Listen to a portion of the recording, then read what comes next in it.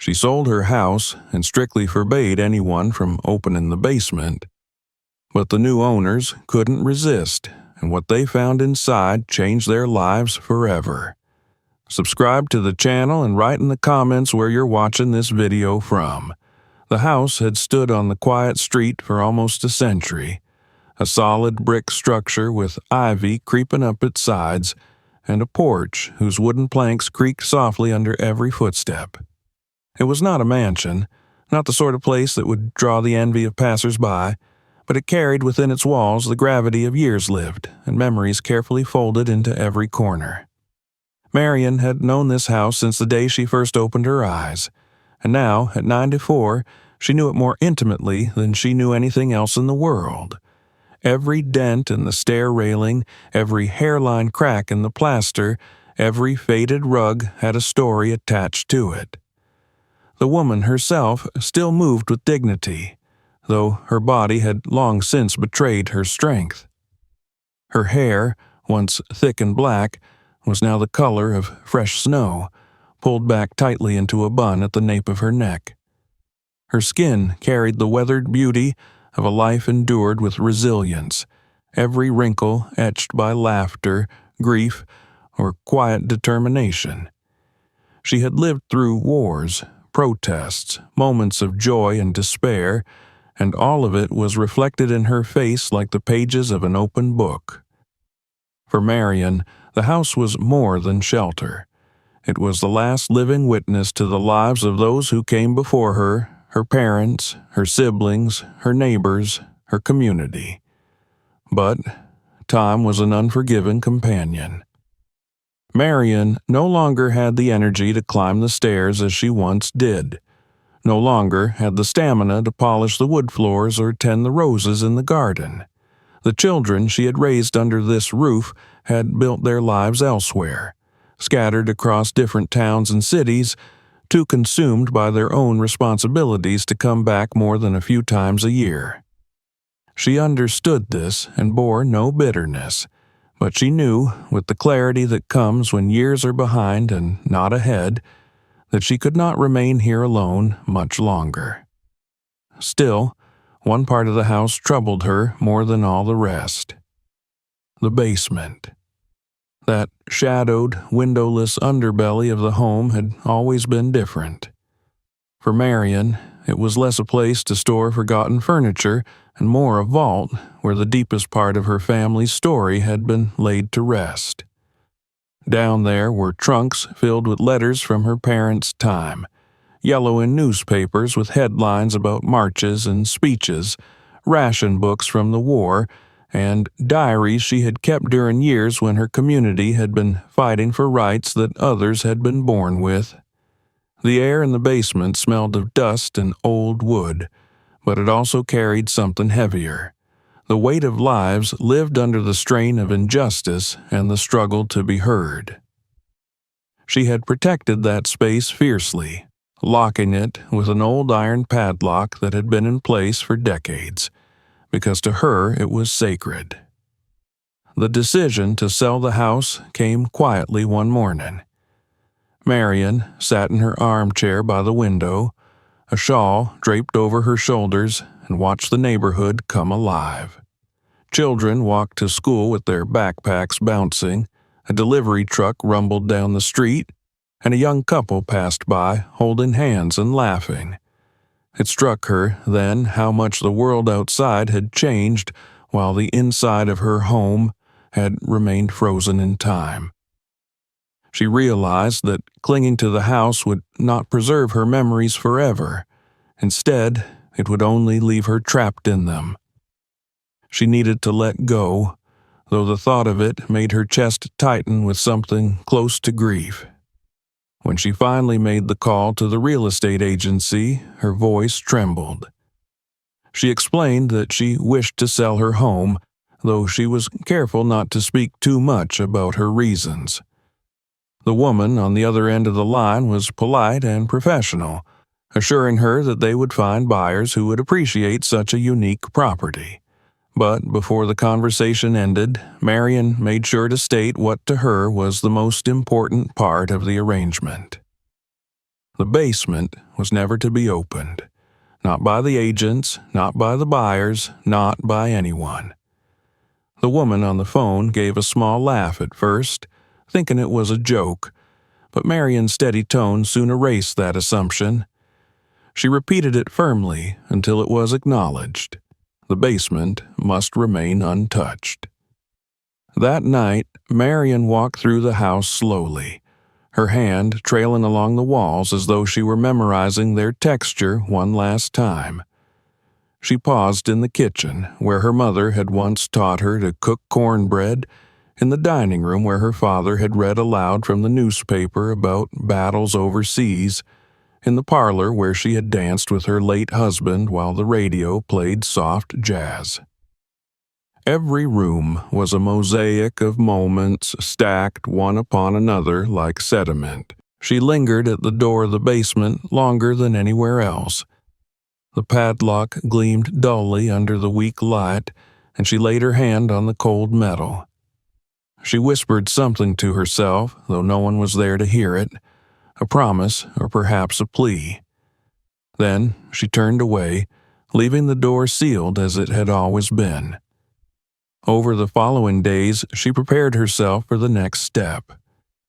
She began placing small items into boxes, things she could carry with her when she'd moved to her daughter's home on the other side of town. Yet, even as she sorted through her belongings, she avoided the basement entirely. It was not that she had forgotten what was down there. She remembered every letter, every faded photograph, every journal page written in the dark hours of the night. But, to her mind, those things were not meant to be uprooted. They belonged to the house itself, as much a part of its foundation as the beams and bricks.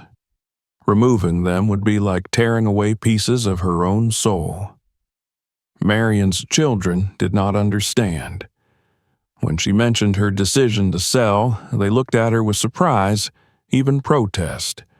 But she held her ground with the same quiet determination that had carried her through life. She did not tell them about the basement. She did not explain the significance of what was hidden there. Instead, she asked them only to trust her, to let her go about this the way she needed to. And though their faces were troubled, they respected her wishes. There was a certain irony in the fact that, after decades of protecting her home from intruders, from storms, from the slow creep of time, it was she herself who chose to part with it. But Marion understood something now that she had not in her youth. Ownership was never permanent. One generation built, another inherited, and eventually, everything passed into new hands.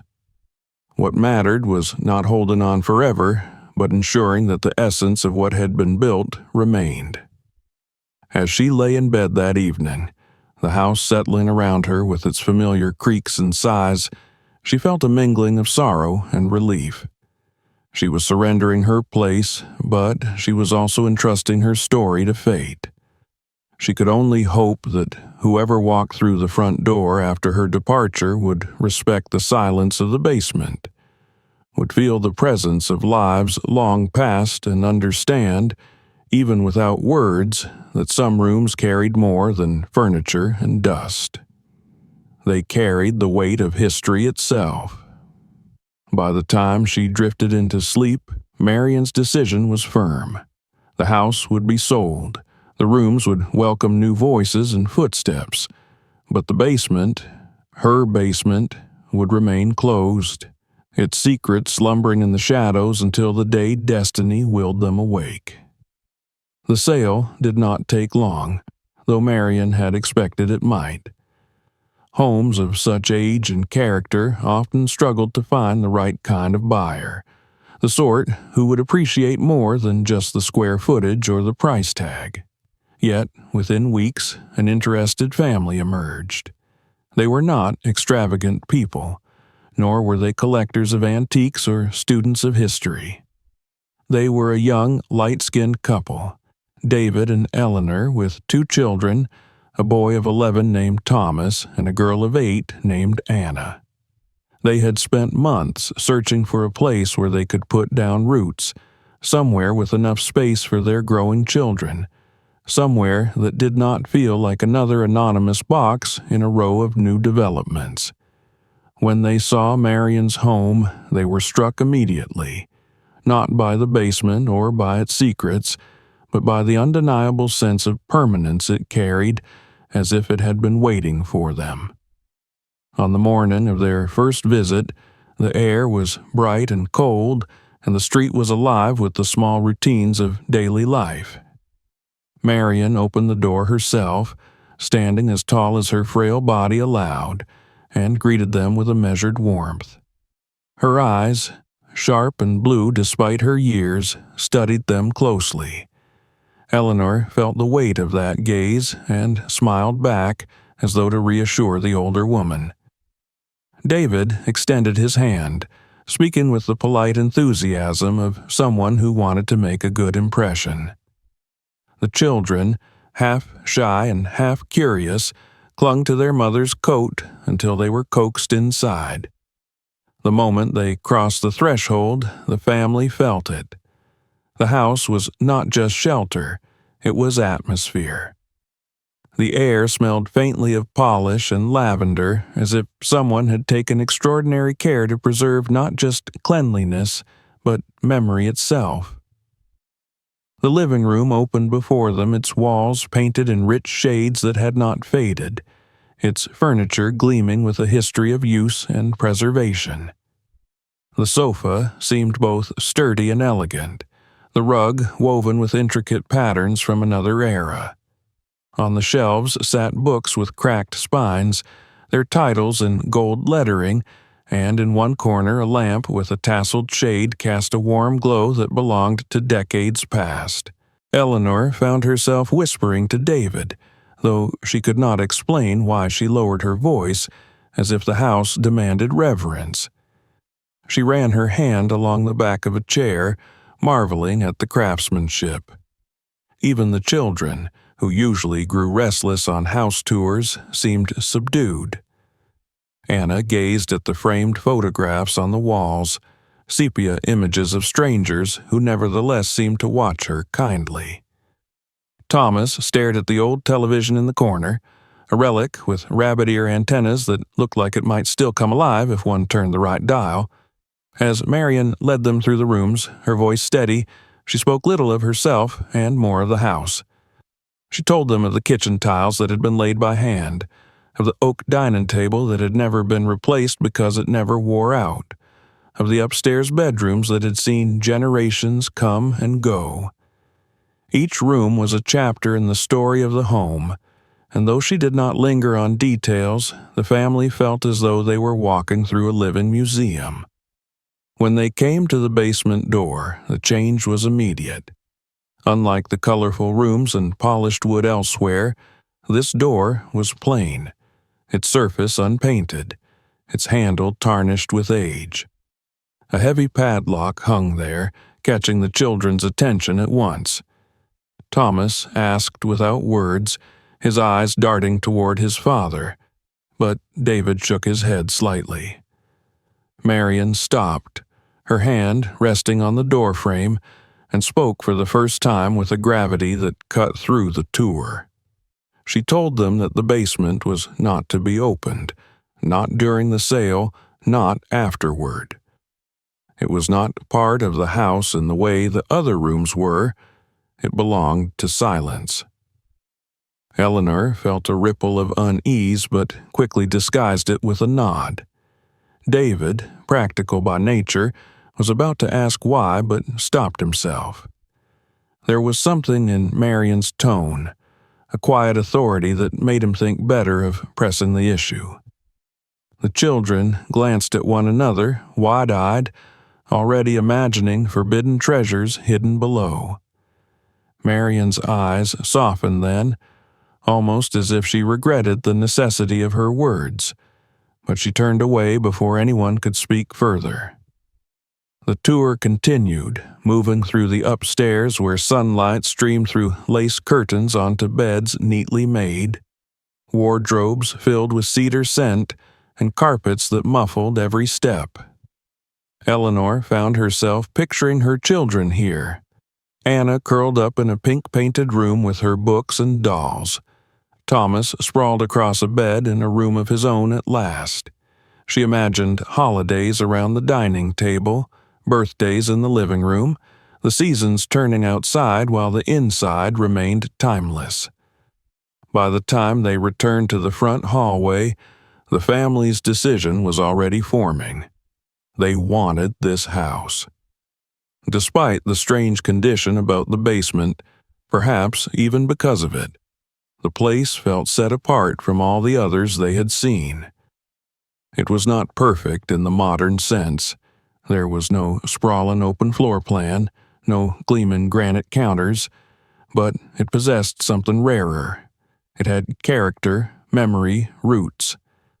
That night, after the children had gone to bed, David and Eleanor discussed it at length. David spoke of practicalities, of price and repairs, of how the roof looked sound and the furnace appeared new.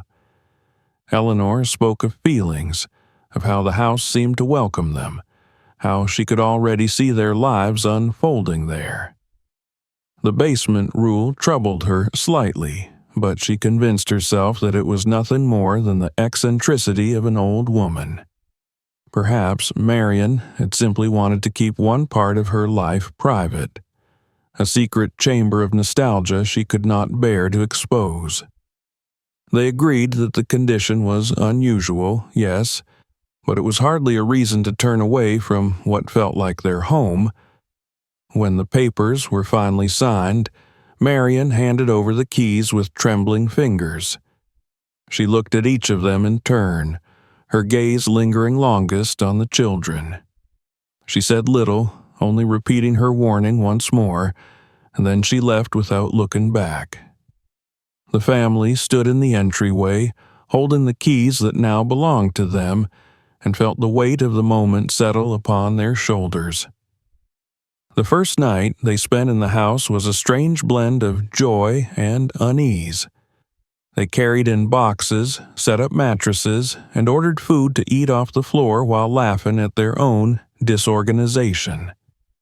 The children ran from room to room, claiming spaces as their own, delighted by the quirks of creaky doors and windows that rattled slightly when the wind blew. Yet, when the laughter quieted and the house grew still, the presence of the basement door was felt like a silent observer. Locked, forbidden, it stood at the edge of their awareness, reminding them with every glance that their new home contained a mystery they had agreed not to disturb. Eleanor lay awake in the dark, listening to the settling sounds of the old house, the size of wood contracting with the night's cool air. She told herself it was only the natural language of an old structure, but she could not shake the feeling that somewhere beneath them lay a secret that Marion had guarded with her life. She turned on her side, watching her husband breathe steadily in sleep, and wondered if one day they would be able to resist the pull of that silent door. For now, though, they had everything they wanted: a house full of character, a place for their children to grow, a new beginning. The mystery of the basement could remain untouched, at least for a while. The weeks that followed their move passed in a haze of unpacking, adjusting, and discovering the rhythms of the new house. The children grew accustomed to running up and down the stairs, their laughter echoing through the long hallways. Eleanor busied herself with arranging the kitchen and deciding which rooms would need repainting. David spent his evenings inspecting the furnace and testing the windows, making lists of repairs for later. Slowly, the house, which at first had felt like a museum filled with someone else's life, began to absorb their presence. Their clothes hung in the closets now, their dishes clinked in the cupboards, their voices filled the spaces that had been silent for so long. Yet, even as they settled, one part of the house remained untouched, a constant presence they could not ignore: the basement door with its heavy lock, sitting plain and silent at the end of the hall. At first, they managed to put it out of their minds. There was so much else to do, and Marion's strange condition had become a story they repeated with a laugh when friends came to see the house. But as time passed, their awareness of the basement grew sharper, like a whisper in the background that one only notices once it has gone on too long. It began with a smell. Faint, almost imperceptible, but always there when they passed the door. A musty scent of damp wood and something older, something earthy that reminded David of the underside of fallen logs in the woods. Eleanor noticed it too, though she told herself that it was natural for such an old structure. Still, it unsettled her that no amount of cleaning or open windows seemed to diminish it. At night, when the rest of the house was silent, the basement seemed to take on a life of its own. There were soft creaks and sighs, the kind of noises that old houses made, yet these seemed concentrated in that one place, as though the weight of history pressed more heavily on those floorboards than on any others. Once, Eleanor awoke to the sound of what she thought were footsteps below, slow and deliberate, moving across the concrete floor. She lay in bed, listening, her heart hammering in her chest, but when she crept to the hallway, everything was silent again. She told herself it was the house settling, nothing more, but her mind betrayed her by painting images of someone or something still moving down there in the dark. The children, more sensitive to the pull of mystery, were the first to voice their curiosity. Thomas asked why the door was locked and whether they could ever go inside. Anna, more timid, whispered to her brother that maybe the basement was haunted, her eyes wide with a mixture of fear and excitement. Their questions unsettled Eleanor, who tried to laugh them off, but she could not deny that the same thoughts lingered in her own mind. Whenever she dusted the hallway and came near the basement door, she felt the urge to put her ear against it, as though she might hear secrets pressing against the wood. David tried to remain pragmatic. He dismissed the noises as the inevitable groans of an aging house, and the smell as nothing more than dampness. Yet even he could not fully shake his unease. Sometimes, when he was in the living room reading, he felt as though the air shifted slightly, as if a draft slipped out from beneath the locked door.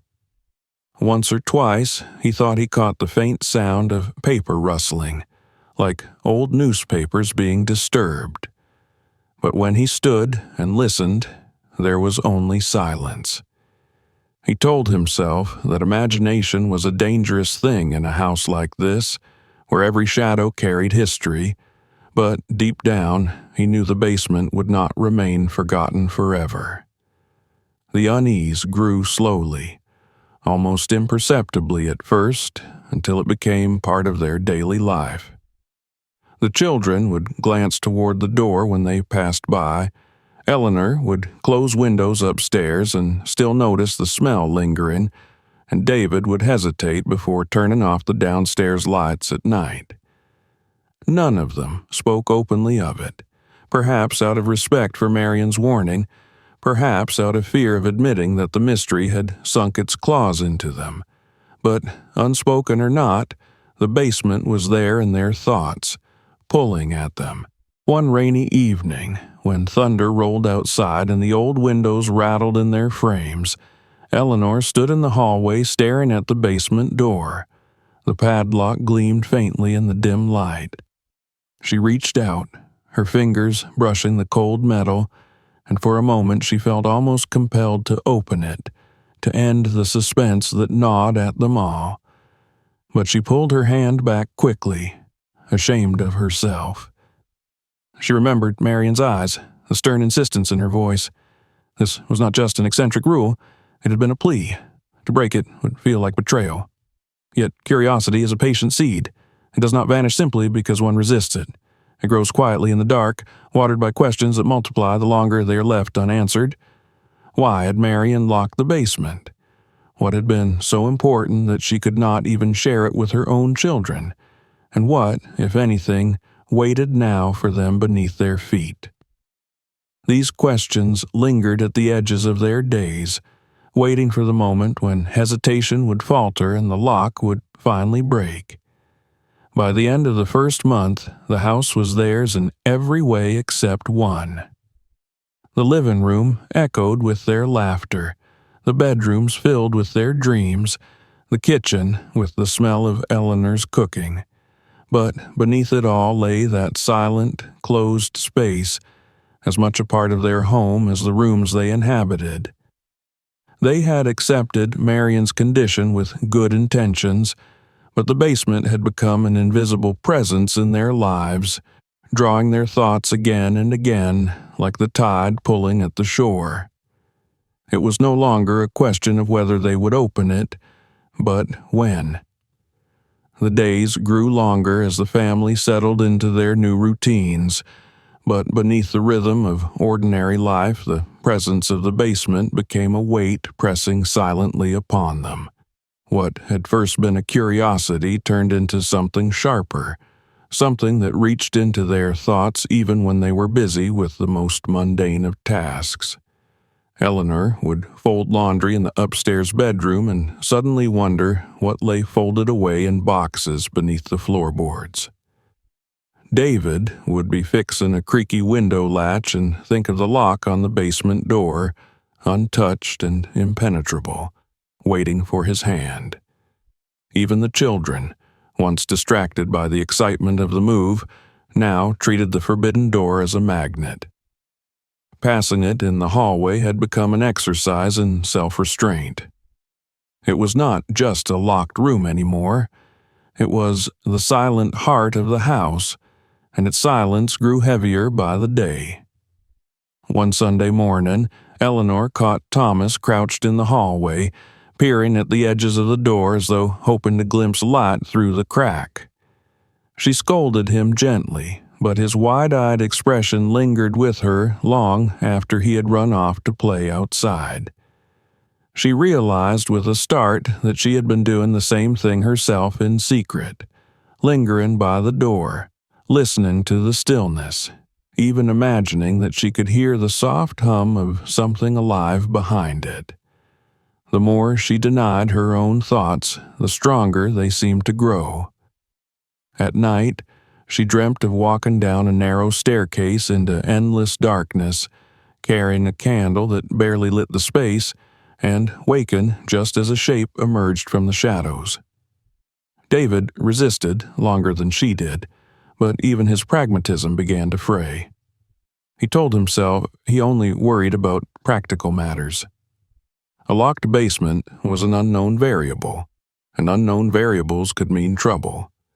What if there were old electrical wires down there, frayed and waiting to spark? What if there were cracks in the foundation, or pipes leaking into the soil? The smell of dampness that lingered in the hallway gnawed at him, whispering of mold, of rot, of expenses waiting to swallow them whole. The logical part of him argued that Marion had left them not a warning, but a burden, and by honoring her condition he might be risking his family's health. Yet every time he lifted his eyes to the heavy padlock, he remembered the quiet authority in her voice and hesitated. The children gave voice to what the adults tried to suppress. At dinner, Thomas speculated aloud that there might be treasure hidden down there. Trunks filled with coins or stacks of bills left behind by someone long dead. Anna, who listened with a mixture of fear and wonder, suggested ghosts instead, spirits that Marion had locked away. Eleanor scolded them for such talk, but their words stuck in her mind. She found herself turning them over later, alone, asking herself if either child might be right. Treasure or ghosts, what difference did it make? Both were symbols of the unknown, and the unknown was what she feared most. The tension reached a point where even the air seemed charged. On stormy nights, the house groaned with the wind, and the rattle of rain against the windows carried a rhythm that felt like whispers. Eleanor would lie awake listening, convinced that the sounds came not from outside, but from below. Once she woke to find Anna standing in the hallway staring at the basement door as though she had been called there in her sleep. When Eleanor asked her what she was doing, the little girl only shook her head, her eyes glassy with confusion, and allowed herself to be led back to bed. The incident unsettled Eleanor deeply, though she said nothing of it to David. The house itself seemed to conspire against their efforts at normality. Every time David tried to fix a squeaky hinge or rehang a picture, his path somehow led him past the locked door. Every time Eleanor dusted the shelves or swept the floors, her broom seemed to linger near the threshold. Even the children's games often ended there, their laughter echoing as they dared each other to touch the cold metal padlock and then shrieked with delight as they ran away. The basement became a character in their lives, unseen yet unavoidable, silent yet demanding attention. One evening, as they sat together in the living room, David finally spoke aloud what they had all been thinking.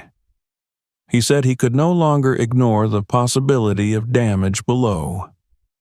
The water stains near the hallway baseboard were growing darker, a clear sign that moisture was seeping upward from somewhere. Mold could already be forming, he argued, hidden and dangerous. Eleanor wanted to object, to cling to Marion's plea, but the image of her children breathing damp air in their sleep silenced her protest. They sat in uneasy silence afterward, the fire crackling in the hearth, each of them lost in their own battle between loyalty to a dead woman's wishes and the gnawing need for truth. That night, Eleanor dreamt again of descending stairs, but this time she carried no candle. The darkness was complete, suffocating, and she felt a pressure in her chest as though the air itself had weight.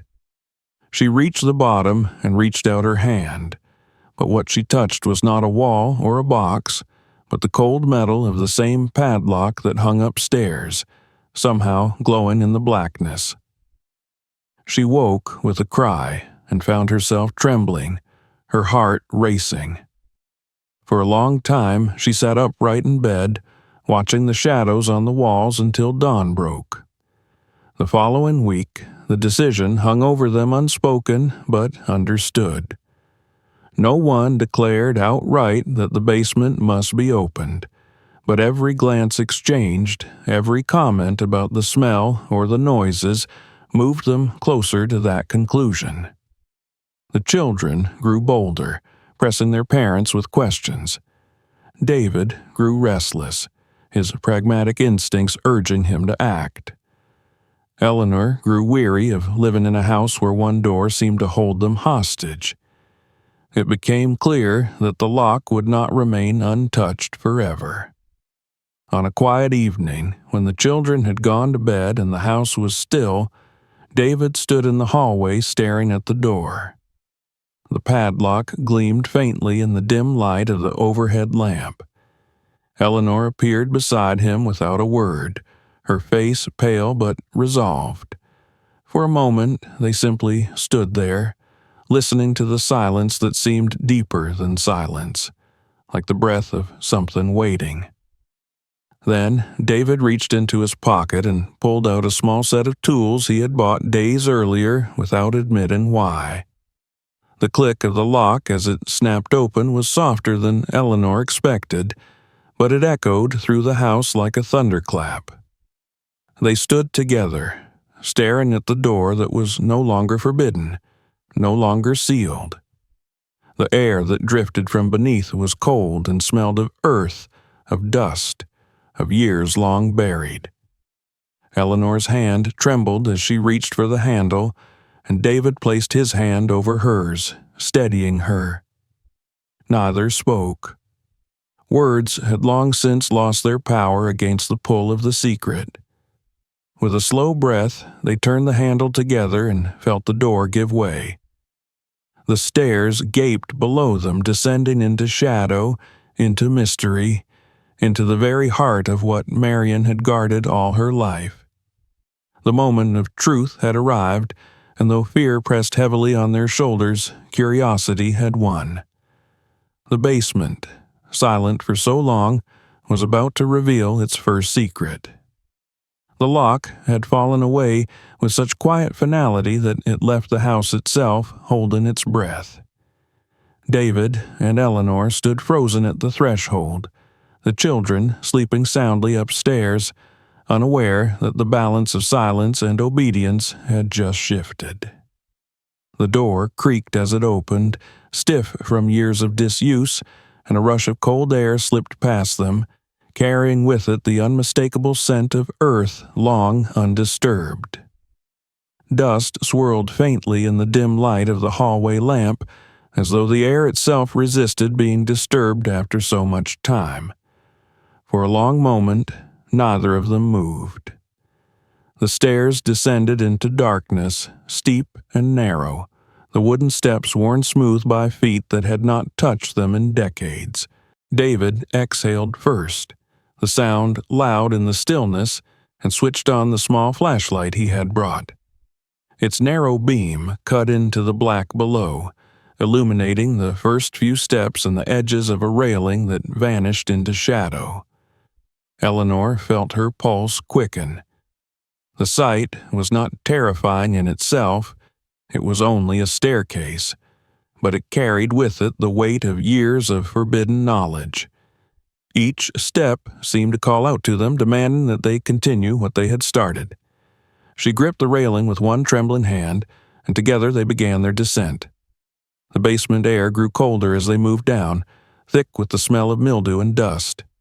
The walls were bare concrete, damp in places, streaked with dark stains where water had seeped through over the years. The floor was cluttered with shadows, the outlines of boxes and furniture barely visible at the edge of the flashlight's glow. When they reached the bottom, David swept the beam across the room, revealing the space in pieces. A stack of old chairs leaning precariously against the wall, trunks piled one atop another, cardboard boxes sagging with age.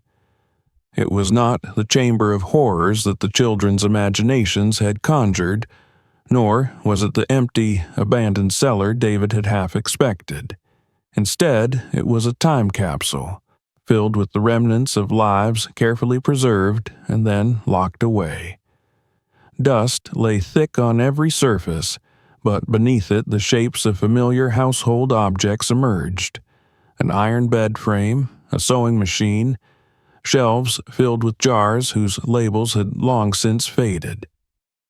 Eleanor stepped forward, brushing her hand across the surface of a trunk, leaving streaks in the dust that glittered faintly in the beam of the flashlight. David crouched beside a pile of boxes, lifting one carefully. The cardboard threatened to give way, but inside he found stacks of newspapers folded neatly, their headlines shouting from another era. Dates from the 1930s and 1940s stared back at him, the paper brittle but astonishingly well preserved. He set the box down gently, his mind already racing. These were not random hoarded scraps. They were deliberate, methodical, as though someone had set out to create a record of the world in which they had lived. Eleanor's gaze caught on a wooden bookshelf pushed against the far wall, half obscured by a discarded rug. She moved toward it, tugging at the heavy fabric until it fell away, stirring another cloud of dust. Behind it stood not only the shelves, but a structure that looked almost like a doorway, its frame just barely visible in the weak light. She called David over, her voice hushed, though there was no reason to whisper. Together they pulled the shelves away, grunting with effort as the weight resisted them. When it finally scraped aside, the hidden outline of a door came into full view. This door was smaller than the one upstairs, narrow and plain, its wood darker and less worn. There was no lock now, only a simple latch that slid open with surprising ease. For a moment, they hesitated again, as though each layer of discovery demanded a new decision, but curiosity drove them onward. David lifted the latch, pushed, and the door opened inward with a reluctant groan. The air that drifted out was even colder, carrying with it a scent that was not decay, but preservation, as though the space beyond had been sealed tightly against time. They stepped inside and found themselves in a small, concealed room, its walls lined with shelves and its floor stacked with boxes arranged in careful order. Unlike the clutter of the outer basement, this room bore the unmistakable touch of intention. Each box was labeled in a neat hand, the ink faded but still legible.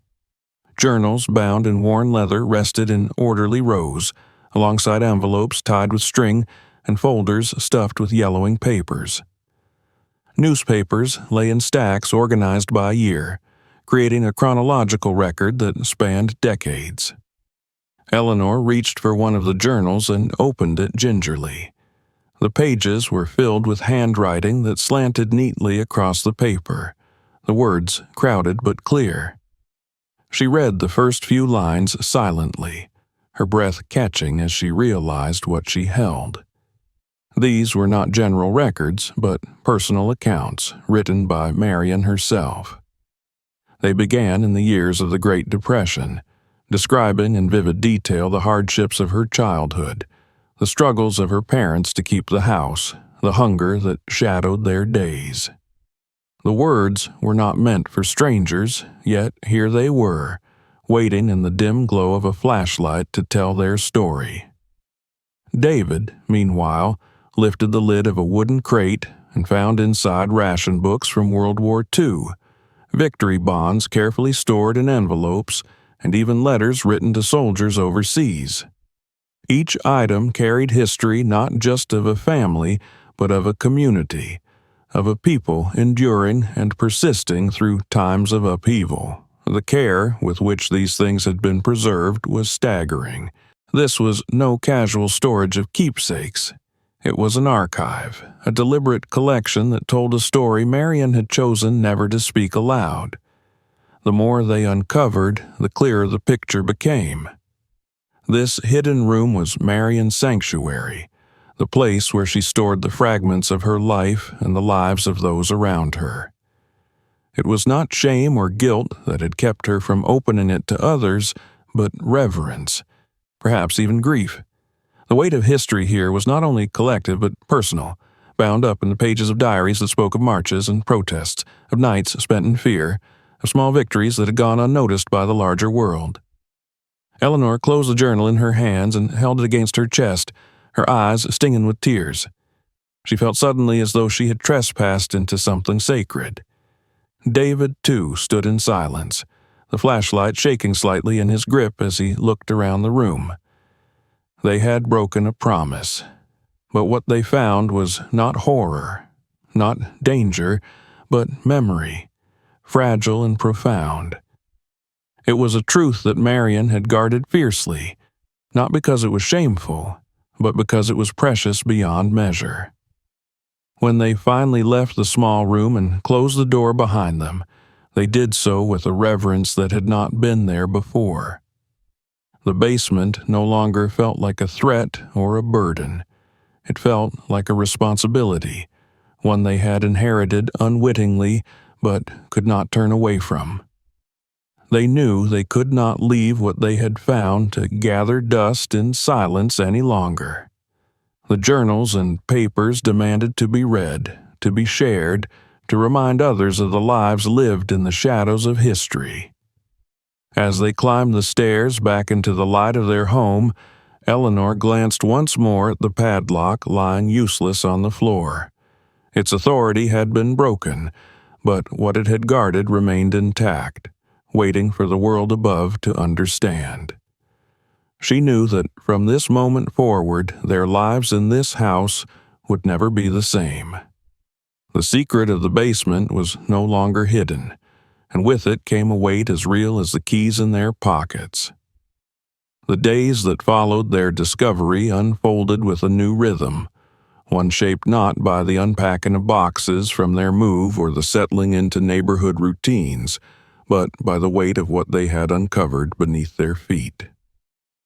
The basement, once a forbidden place of uncertainty, had become a gravitational center pulling them back again and again. Each evening, after work and school, after the dinner dishes had been cleared, David and Eleanor would exchange glances that needed no words, and together they would descend the narrow staircase, carrying the same flashlight, their anticipation mingled with unease.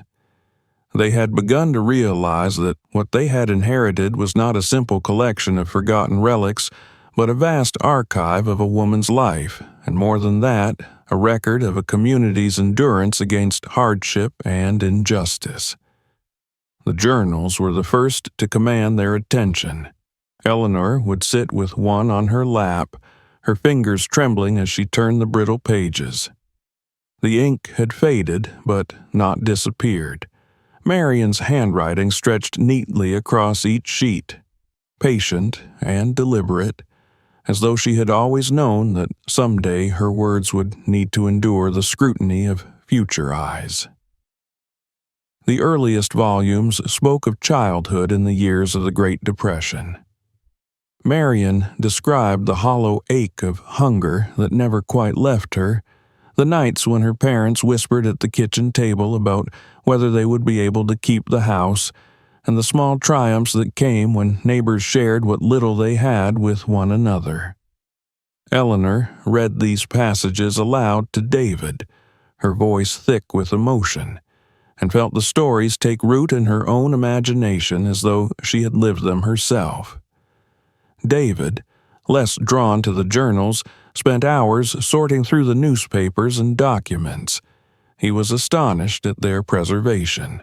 Entire stacks of newspapers chronicled events year by year, their headlines shouting about wars overseas, protests in the streets, victories won and lost. Some bore images of rallies where men and women held signs demanding rights that should never have been denied in the first place. Others carried grim stories of violence and tragedy. Between the lines, David could see not just the history of a nation, but the shadow of how that history had pressed itself upon Marion's life. She had not only lived through those decades, she had preserved them, piece by piece, as if determined to ensure that her world would not be forgotten. The children, too, became involved.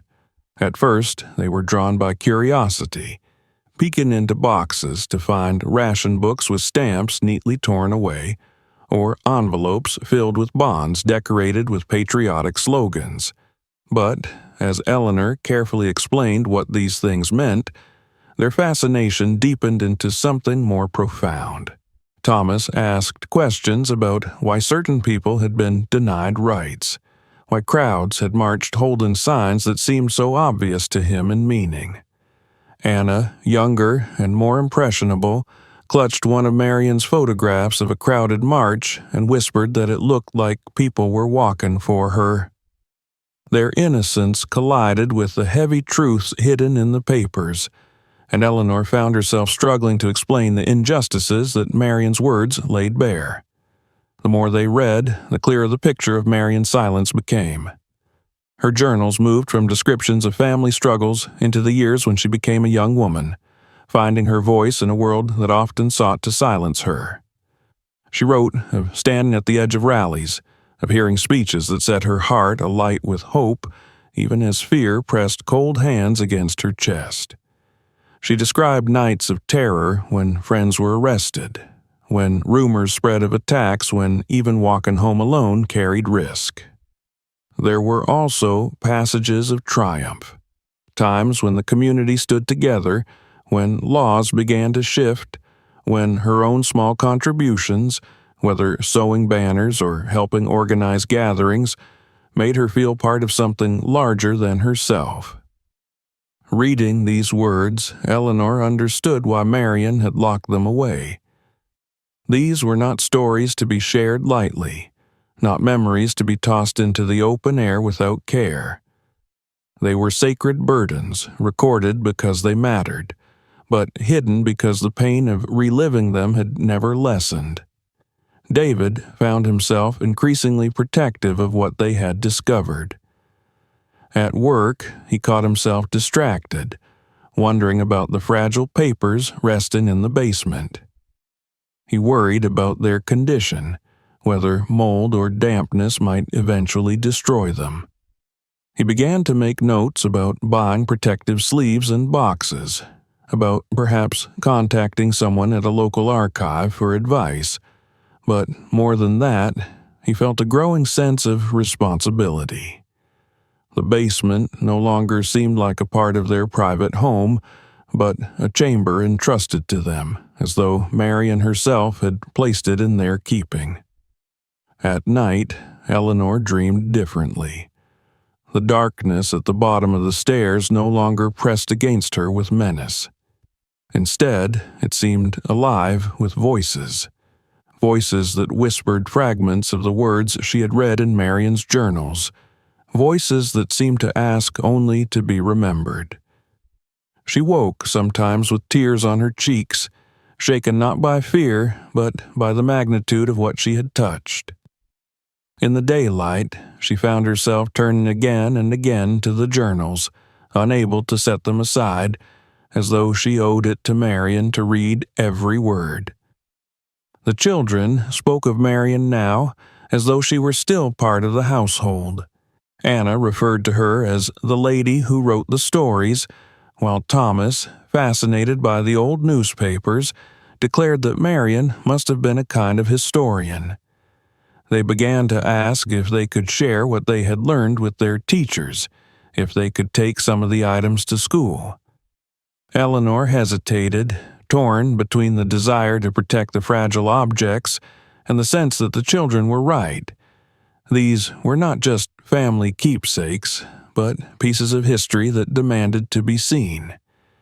It was during one of their late-night readings that Eleanor closed the journal in her lap and looked across at David.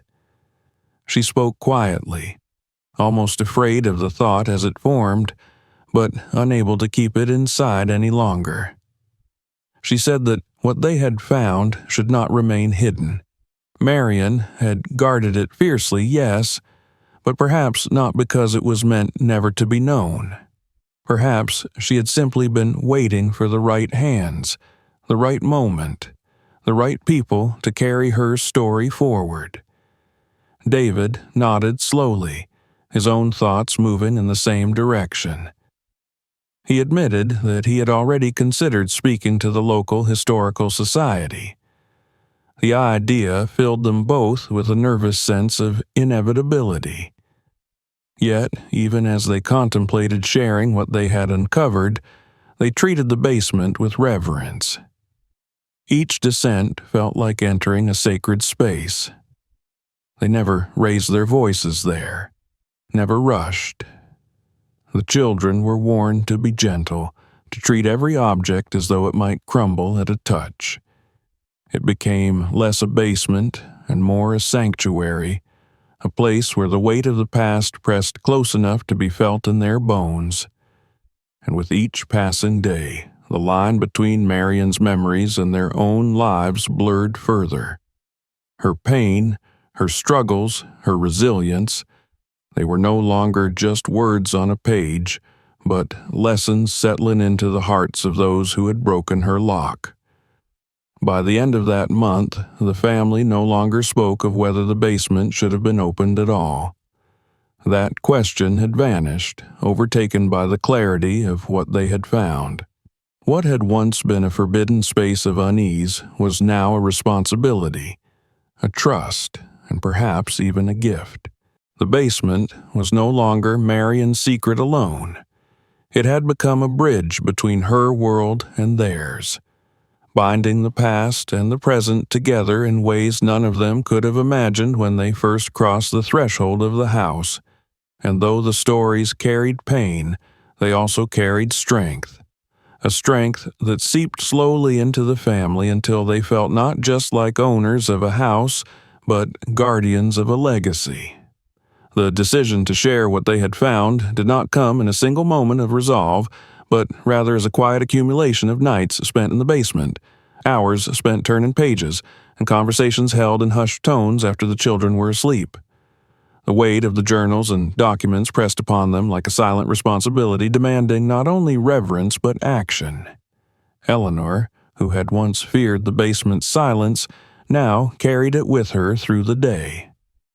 At the grocery store, while waiting in line at the bank, while speaking with neighbors, her thoughts circled back to the shelves below and the woman whose words still whispered in her ears. David, pragmatic as always, grew increasingly uneasy about leaving such fragile items unprotected.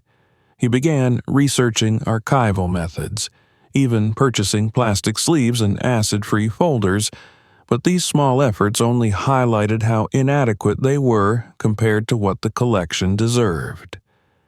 The children, innocent yet insistent, were the ones who finally tipped the balance. They wanted to tell others about Marion, about the protests she had described, about the ration books and the headlines that seemed so far from their own lives and yet still echoed through them. When Thomas asked why the world should not hear what Marion had written if it mattered so much, Eleanor found she had no answer that satisfied even herself. So, one afternoon, after weeks of hesitation, they drove into the city and met with the local historical society. The building itself was unimposing, a brick structure tucked between shops and offices, but inside the air was thick with the same reverence they had begun to feel in their own basement. They spoke with the curator, a woman whose eyes widened with interest as they explained what they had discovered. At first, she seemed politely skeptical. Many families brought in old letters or keepsakes, believing them to be historically significant. But when David produced one of Marion's journals, wrapped carefully in cloth, and laid it upon the table, the curator's skepticism melted away. She turned the pages slowly, her gloved hands trembling slightly, and with each line her face grew more intent. She looked up at them after several minutes, her voice hushed with astonishment, and told them that what they had brought was not just a family's private record, but a treasure of social history. The process that followed was meticulous. Archivists visited the house, descending into the basement with careful steps, their eyes lighting up at the sight of the organized shelves and labeled boxes. They marveled at the preservation, at the breadth of the collection, at the way Marion had woven personal experience with larger historical currents. Photographs were cataloged, newspapers sorted, journals examined page by page. Eleanor watched it all with a mixture of pride and grief, feeling both that she was losing something intimate and that she was honoring Marion by letting her voice be heard. David felt relief as well as awe. He had feared that their discovery would decay in silence, but now it would endure, protected and studied, its truths carried forward into the wider world. Not everything left the house. The family chose to keep some items for themselves, small pieces that felt too personal to surrender. One photograph of Marion as a young woman remained in the living room, framed and set upon the mantel where guests would see her stern but luminous gaze. A single journal, one of the less fragile volumes, stayed in the house as well, resting in a glass case that David installed in the corner of what had once been only a basement, but now felt like a private museum. The children would sometimes sit in front of it, reading passages aloud, their voices carrying the words into the present. In those moments, Marion's presence seemed as alive as if she still walked the halls upstairs. The house itself changed as the family's understanding of it deepened. Where once it had been simply their home, It now felt layered with meaning, each room infused with the echoes of lives lived before. Eleanor decorated with care, incorporating Marion's furniture and fabrics into their daily use rather than hiding them away. The dining table became the center of their gatherings, and when the children spread their homework across its surface, Eleanor thought of Marion's parents whispering there decades ago, holding on to their home through hard times. The walls, once silent, seemed now to hum with memory. Neighbors began to hear fragments of the story and grew curious. Some came to visit, marveling at the basement display and asking questions about Marion. Others admitted they had known her for years, but never guessed at the richness of her hidden life. Eleanor realized then how often people live beside one another without truly knowing the depths of their experiences. Marion had seemed like just an elderly woman in a house too large for her, yet she had carried within her the chronicle of an era. Sharing that story began to feel like an act of justice as much as of preservation. For the children, the experience reshaped their sense of the world. Thomas no longer spoke of treasure in the basement as though it were gold or jewels.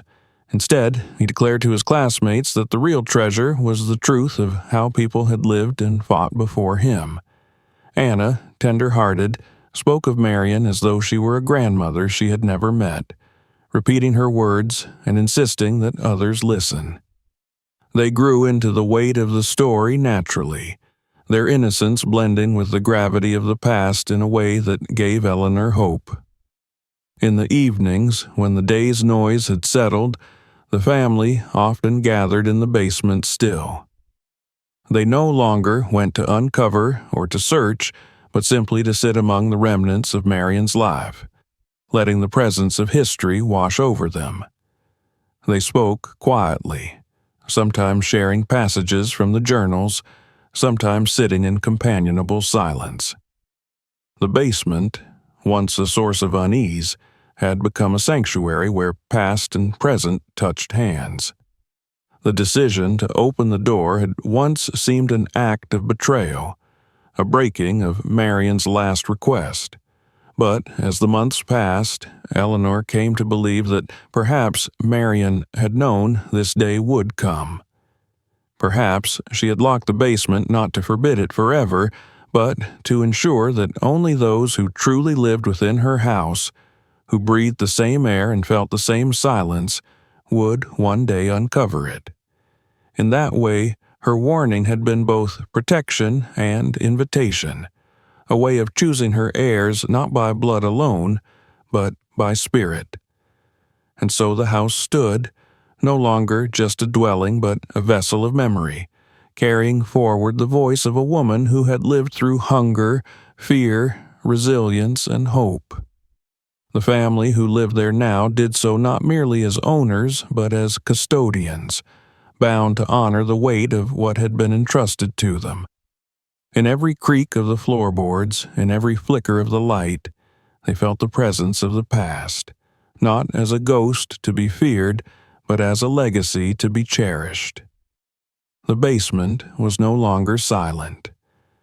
It spoke through the voices of the children, through the pages displayed in archives, through the conversations sparked at the dinner table.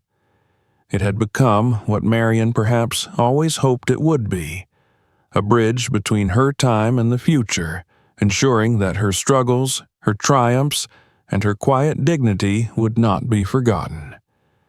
And when Eleanor paused sometimes at the top of the stairs, looking down into the shadows below, she no longer felt fear or unease. She felt gratitude. Gratitude for the chance to carry forward a story greater than her own. Gratitude for the house that had welcomed them. Gratitude for the woman who had trusted her silence to endure until it was ready to be broken. The basement had held its secrets long enough. Now those secrets had become history, memory, and legacy, and the family knew that they were privileged to be the ones to carry them into the light. If you enjoyed this story, don't just stop here. Hit subscribe right now so you never miss the next shocking tale waiting around the corner. Want more unbelievable secrets hidden in ordinary places? Check out our other videos and see what mysteries you've been missing. And if this story gave you chills, share it with your friends and family. Let them experience the twist no one saw coming.